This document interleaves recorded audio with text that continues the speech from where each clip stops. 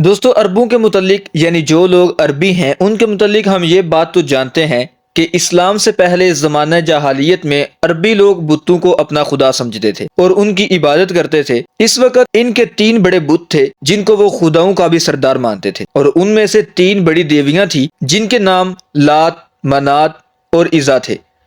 ان تینوں میں سے آج ہم آپ کو عزا نامی چڑیل کا واقعہ سنائیں گے جس کے ساتھ حضرت خالد بن ولید نے جنگ کی تھی۔ تو دوستو آپ نے وہ جنگ کیوں کی اور کس کے کہنے پر کی، ان سب سوالوں کے جواب ہم جانیں گے اس ویڈیو میں۔ لیکن اس سے پہلے آپ سے گزارش ہے کہ اگر آپ نے ابھی تک ہمارے چینل کو سبسکرائب نہیں کیا تو کر لیں تاکہ ہر نیو آنے والی اسلامی ویڈیو آپ تک پہنچ سکے۔ تو چلیں شروع کرتے ہیں ٹائم کو بغیر ضائع کیے۔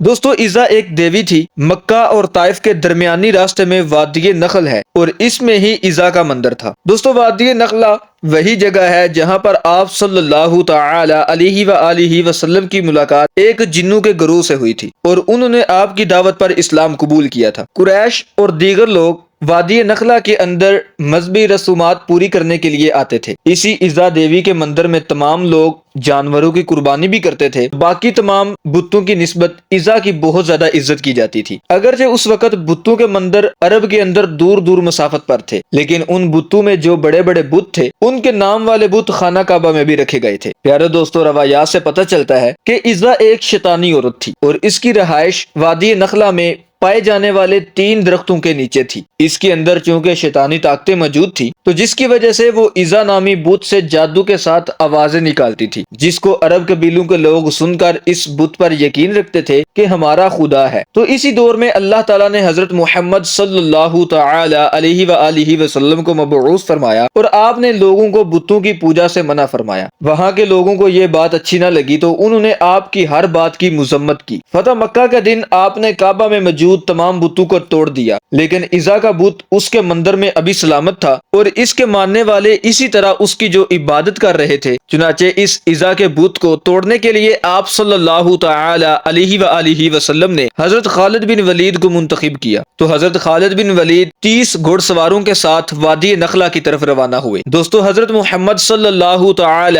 علیہ وآلہ وسلم نے جنگہ موتا میں حضرت خالد بن ولید کی بہادری کے جوہر دیکھے تو آپ کو سیف اللہ کا خطاب دیا، یعنی حضرت خالد بن ولید اللہ کی تلوار کے نام سے مشہور ہو گئے۔ دوستو حضرت خالد بن ولید بہت زیادہ بہادر اور جنگجو تھے۔ انہوں نے اپنی زندگی کے اندر 125 جنگیں لڑیں اور کسی کے اندر بھی شکست نہیں کھائی۔ آپ کوئی بھی جنگ ہارے نہیں، لیکن اس بار حضرت خالد بن ولید کا مقابلہ کسی سلطنت سے نہیں تھا، بلکہ اس بار وہ جس سے لڑنے جا رہے تھے اس شیطانیت کی قوت یا تو اللہ تعالیٰ بہتر جانتا تھا یا اس کے محبوب حضرت محمد صلی اللہ تعالی علیہ وآلہ وسلم بہتر جانتے تھے۔ فتح مکہ سے کچھ روز بعد 25 رمضان کو حضرت محمد صلی اللہ تعالی علیہ وآلہ وسلم نے حضرت خالد بن ولید سے فرمایا کہ وہ وادی نخلہ کی طرف جائیں اور اس وادی کے اندر 3 درخت ایک ساتھ ہیں، ان کی طرف جائیں، تو جب وہ مل جائیں تو ان میں سے ایک کو کاٹ دیں۔ تو حضرت خالد بن ولید نے آپ صلی اللہ تعالی علیہ وآلہ وسلم کے حکم کے مطابق سفر شروع کیا اور ان درختوں کی تلاش کر کے ان میں سے ایک کو کاٹ دیا۔ تو جب وہ کاٹ کر واپس آئے آپ صلی اللہ تعالی علیہ وآلہ وسلم نے پوچھا کہ کیا تمہیں کچھ دکھائی دیا؟ کیا آپ نے کچھ ایسا دیکھا جو غیر معمولی لگا؟ تو حضرت خالد بن ولید نے عرض کیا کہ نہیں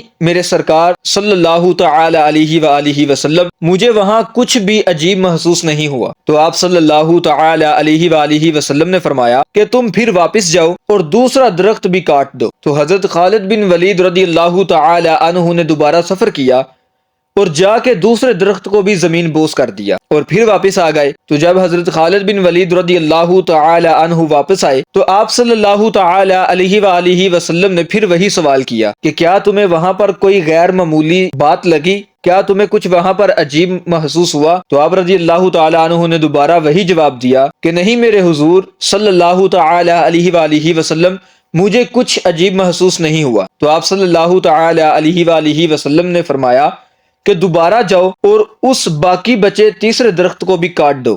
تو آپ رضی اللہ تعالی عنہ واپس گئے اور اس تیسرے درخت کو بھی کاٹ دیا۔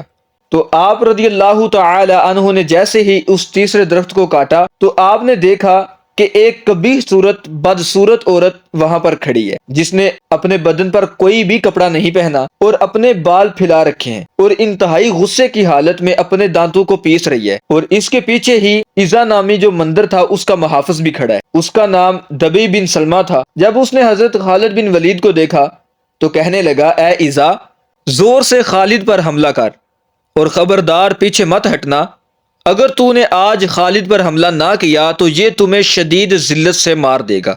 تو جب حضرت خالد بن ولید رضی اللہ تعالی عنہ نے یہ سنا تو عزا سے کہا کہ اے عزا، میں تیرا انکار کرتا ہوں، تجھے پاک نہیں مانتا، میں دیکھ رہا ہوں کہ اللہ نے تجھے ذلیل کر دیا ہے۔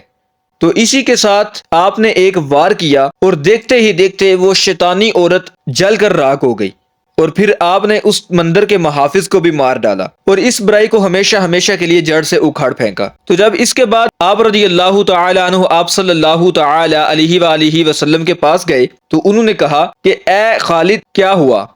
تو جب آپ نے سارا واقعہ بتایا تو آپ صلی اللہ تعالی علیہ وآلہ وسلم نے فرمایا کہ اے خالد بن ولید، یہ عزا تھی جس کی عرب عبادت کیا کرتے تھے، تو آج کے بعد عربوں میں کوئی عزا باقی نہیں بچی اور نہ ہی کوئی اس کا عبادت کرنے والا۔ دوستو، اللہ تعالیٰ نے اس برائی کا خاتمہ اس طرح سے کیا کہ آج عرب کے لوگ اس سے واقف بھی نہیں ہیں، اس کا واقعہ صرف اسلامی کتابوں میں ہی ملتا ہے۔ تو دوستو، آئی ہوپ کہ آپ کو یہ ویڈیو ضرور پسند آئی ہوگی۔ تو اگر آپ اسی طرح کی انٹرسٹنگ ویڈیو دیکھنا اور سننا پسند کرتے ہیں تو چینل کو سبسکرائب کریں۔ Thanks for watching this video. اب ہم ملتے ہیں اسی طرح کی نیو انٹرسٹنگ ویڈیو میں، تب تک کے لیے اپنا بہت سا خیال رکھیے گا۔ اللہ حافظ۔